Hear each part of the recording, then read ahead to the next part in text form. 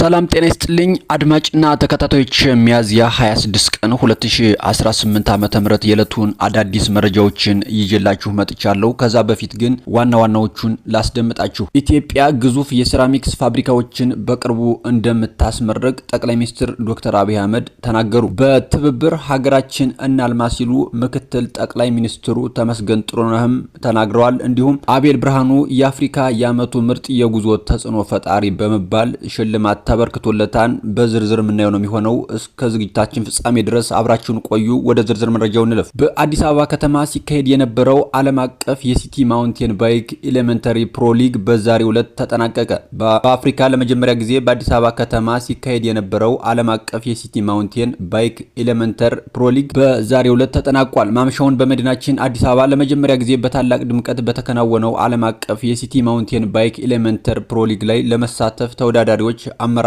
ሉካቸው በውቧ አራዳ ፓርክ በመናፈሻ አየር የታጀበ ልዩ የራት ፕሮግራም በማዘጋጀት የአዲስ አበባ ቆይታቸውን ይበልጥ አስደሳችና ልዩ አድርጎላቸዋል። በውድድሩ ላይ የተሳተፉ ተወዳዳሪዎች በሰጡት አስተያየት ውድድሩ የተካሄደበት ስፍራና የአዲስ አበባ ከተማ ገጽታ እጅግ አስደሳች እንደነበርም ገልጸዋል። አዲስ አበባ ይህን መሰል ትልቅ ዓለም አቀፍ ውድድር በአህጉሪቱ ለመጀመሪያ ጊዜ በብቃትና በከፍተኛ ጥራት ማዘጋጀቷም ለስፖርት ዘርፉ የተሰጠው ትኩረት ማሳያ ነው መሆኑን የአዲስ አበባ ኮሚኒኬሽን ቢሮ የላከው መረጃ ያመለክታል። አቤል ብርሃኑ የአፍሪካ የዓመቱ ምርጥ የጉዞ ተጽዕኖ ፈጣሪ በመባል ተሸልሟል። ኢትዮጵያዊ የሶሻል ሚዲያ ተጽዕኖ ፈጣሪ አቤል ብርሃኑ ወይም የወይኗ ልጅ በኬንያ ናይሮቢ በተካሄደው ደማቅ የሽልማት ስነ ስርዓት ላይ የሀገሩን ሰንደቅ ዓላማ ከፍ አድርጓል። በአፍሪካ ጎልደን አዋርድ 26 መድረክ ላይ አቤል የዓመቱ ምርጥ አፍሪካዊ የጉዞ ተጽዕኖ ፈጣሪ ወይም አፍሪካ ትራቭል ኢንፍሉዌንሰር ኦፍ ዘ ይር በመባል ታላቁን ሽልማት ተቀብሏል። አቤል ሽልማቱን ካሸነፈ በኋላ ባስተላለፈው መልእክት ጉዞው የተጀመረው በተወለደባትና ባደገባት ዓለም ገና መሆኑንም አስታውሷል።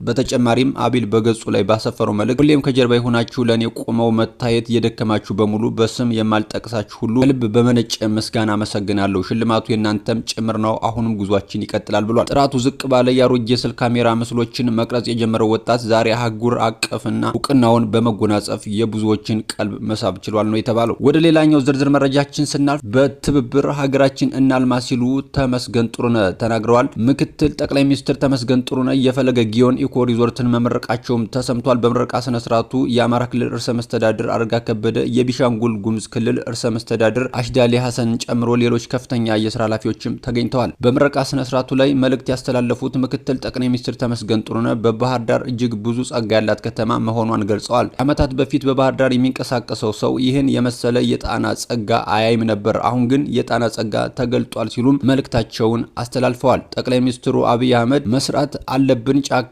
መንካት አለብን፣ ሀገር የሚገነባው በትብብር ነው በማለት እንዲህ አይነት ልማት እንድናይ አድርገውናል፣ እናመሰግናቸዋለን ሲሉም ተደምጠዋል። የፈለገ ጊዮን ኢኮ ሪዞርት መነሻው የጎርጎራ ፕሮጀክት መሆኑን ተናግረዋል። ባለሀብቱ አቶ ካሳሁን ምስጋናው ብዙ ነገር ተቋቁመው መጀመሪያ ጎርጎራን አሁን ደግሞ ፈለገ ጊዮንን ስለሰሩ እናመሰግናቸዋለን ነው ያሉት። የክልሉ መንግስት ላደረገው አስተዋጽኦ ምስጋና አቅርበዋል። ባለሀብቱ የጎርጎራ ኢኮ ሪዞርትንም እንዲያስተዳድሩ መንግስት እንደፈቀደላቸው ተናግረዋል። የጎርጎራና የፈለገ ጊዮን ሪዞርቶች ጎብኚዎች በአማራ ክልል የቆይታ ጊዜያቸው እንዲራዘም እንደሚያደርጉም ገልጸዋል። ኢትዮጵያ ደህንነትን እየፈለገች የልማት ተምሳሌት የሆነች መምጣቷንም አንስተዋል። በኢትዮጵያ በሁሉም አካባቢዎች አስገራሚ የልማት ስራዎች መሰራታቸውንም ገልጸዋል። በባህር ዳር የተገነባው ድልድይ የከተማዋ ተጨማሪ ውበትና የቱሪዝም መዳረሻ መሆኑንም አንስተዋል። የባህር ዳር ስቴዲየም ተጨማሪ የቱሪዝም መዳረሻ የሚሆን ዓለም አቀፍ ክለቦች መጥተው እንዲጫወቱ የሚያደርግ ዘመናዊ ስቴዲየም መሆኑንም ገልጸዋል። የልማት ስራዎች ሲገናኙ የአካባቢው ታላቅ ጸጋ የሚያጎናጽፉ የድህነትን ታሪክ የሚቀይሩ ኢትዮጵያውያን በላባቸው መለወጥ እንደሚችሉ ማሳያ ናቸው ሲሉም ተደምጠዋል። ሁሉም ለሰላም መስራት አለበት፣ ሰላምና ልማት ደግሞ የተሳሰሩ ናቸው ነው ያሉት። የሀገር ሽማግሌዎችና የሃይማኖት አባቶች ዘላቂ ሰላምን ለማረጋገጥ እንዲሰሩም ጠይቀዋል። ባህር ዳር ሰላም ናት፣ በስጋት ሰላም አይደለችም ብላችሁ የራቃችሁ ወደ ባህር ዳር ነው። ባህር ዳር ከተማ መሬት ወስዳችሁ የተቀመጣችሁ ባለሀብቶች መሬታችሁን አልሙ፣ ይህም የማያደርግ ባለሀብት እንጠይቃለንም ሲሉም መልእክታቸውን አስተላልፈዋል። በትብብር ሀገራችን እናልማ፣ በትብብር እንደግ። ባህር ዳር ትልቅ አቅም ያላት መልማት የምትችል ከተማ ናት። ይችን ከተማ በጋራ ማልማት አለብንም ሲሉ መልእክታቸውንም አስተላልፈዋል። በመጨረሻው ደግሞ ዝርዝር መረጃችን ስናልፍ ኢትዮጵያ ግዙፍ የሴራሚክስ ፋብሪካዎችን በቅርቡ ታስመርቃለች ትጠብቃለች ሲሉ ጠቅላይ ሚኒስትር ዶክተር አብይ አህመድ ተናግረዋል። ጠቅላይ ሚኒስትር አብይ አህመድ ኢትዮጵያ በኮንስትራክሽን ግብዓቶች ራሷን ለመቻል የምታደርገው ጥረት ውጤት እያሳየ መሆኑንም ገልጸዋል። ጠቅላይ ሚኒስትሩ ኢትዮጵያ ታምርት ኤክስፖ 2018 መርቀው በከፈቱበት ወቅት እንደተናገሩት በቅርቡ ከአንድም ሁለት ግዙፍ የሴራሚክ ፋብሪካዎች ይመረቃሉ ብለዋል። እነዚህ ፋብሪካዎች የሀገራችንን ሴራሚክስ ፍላጎት 100% የመመለስ አቅም እንዳላቸውም አረጋግጠዋል።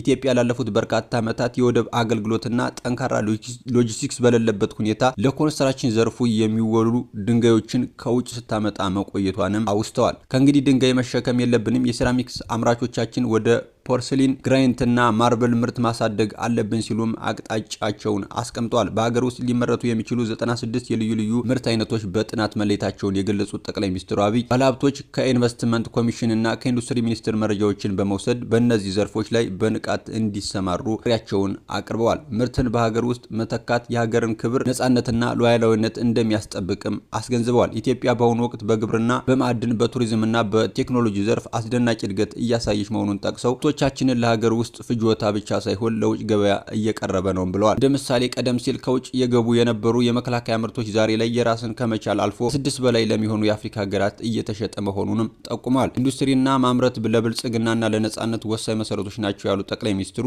ኢትዮጵያን በቀናት ሳይሆን በትብብር መንፈስ አብረው በመቆም የሀገራችንን ብልጽግናና በጋራ እንዲያረጋግጡ ጥሪያቸውንም አስተላልፈዋል። አድማጭና ተከታታዮች ለሰዓቱ ይዤላችሁ የመጣው አዲስ መረጃ ይመስላል። በሌሎች መረጃዎች እመለሳለሁ። መልካም ጊዜ